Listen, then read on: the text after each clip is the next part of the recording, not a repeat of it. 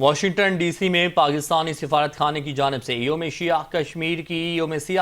کی تقریب کا انعقاد کیا گیا، جس میں سفیر پاکستان رضوان سعید شیخ نے مقبوضہ جموں و کشمیر کی صورتحال پر عالمی برادری کی توجہ مبذول کرانے پر زور دیا ہے۔ یوم سیاہ کشمیر کی اس تقریب میں مختلف شعبہ ہائے زندگی سے تعلق رکھنے والے افراد، تھنک ٹینکس، میڈیا اور سول سوسائٹی کے نمائندوں نے شرکت کی۔ تقریب میں صدر پاکستان، وزیر اعظم اور وزیر خارجہ کے پیغامات بھی پیش کیے گئے، جن میں اقوام متحدہ کی قراردادوں کے مطابق مسئلہ کشمیر کے پرامن حل کی ضرورت پر زور دیا گیا۔ تقریب کی خاص بات سعود سلطان کی تصنیف جموں کشمیر فراموش شدہ داستان کی رونمائی تھی، جس میں کشمیر پر بھارتی پروپیگنڈے کو تحقیقی دلائل سے بے نقاب کیا گیا۔ سفیر پاکستان رضوان سعید شیخ نے اپنے خطاب میں کہا کہ کشمیر کا تنازع دو ایٹمی ممالک کے درمیان خطرناک تصادم کی صلاحیت رکھتا ہے اور اس کی قانونی حیثیت کو سیاسی یا معاشی طاقت کے ذریعے تبدیل نہیں کیا جا سکتا۔ انہوں نے کشمیر اور فلسطین کے درمیان مماثلت پر روشنی ڈالتے ہوئے کہا کہ دونوں جدوجہد اقوام متحدہ کی قراردادوں اور حق خود ارادیت کے اٹوٹ اصول پر مبنی ہیں۔